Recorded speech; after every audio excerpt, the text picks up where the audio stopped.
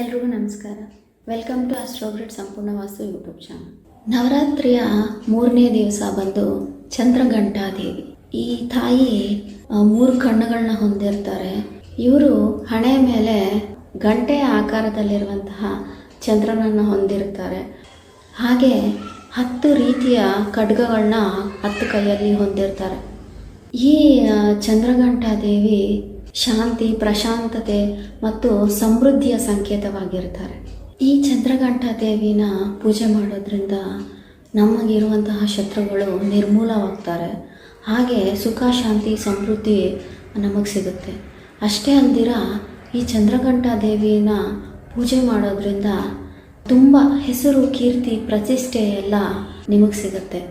ಅಷ್ಟೇ ಅಲ್ದಿರ ಈ ಚಂದ್ರಘಂಟಾದೇವಿ ನಮ್ಮ ದೇಹದಲ್ಲಿರುವಂತಹ 3ನೇ ಚಕ್ರವಾದಂತಹ ಮಣಿಪುರ ಚಕ್ರಕ್ಕೆ ಅಧಿಷ್ಠಾನ ದೇವತೆ. ಈ ತಾಯಿಯನ್ನು ಪೂಜೆ ಮಾಡೋದ್ರಿಂದ ನಮ್ಮ ಮಣಿಪುರ ಚಕ್ರ ಆ್ಯಕ್ಟಿವೇಟ್ ಆಗಿ ಬಲೋಪಯುಕ್ತವಾಗಿ ನಮಗೆ ಹೆಸರು, ಕೀರ್ತಿ, ಪ್ರತಿಷ್ಠೆ ಪಡೆಯೋದಕ್ಕೆ ಏನು ಕಾರ್ಯ ಮಾಡಿದ್ರೆ ನಮ್ಗೆ ಅವೆಲ್ಲ ಸಿಗುತ್ತೋ ಆ ದಾರಿಯಲ್ಲಿ ಹೋಗೋದಕ್ಕೆ ನಮಗೆ ತಾಯಿ ಅವಕಾಶ ಮಾಡಿಕೊಡ್ತಾರೆ.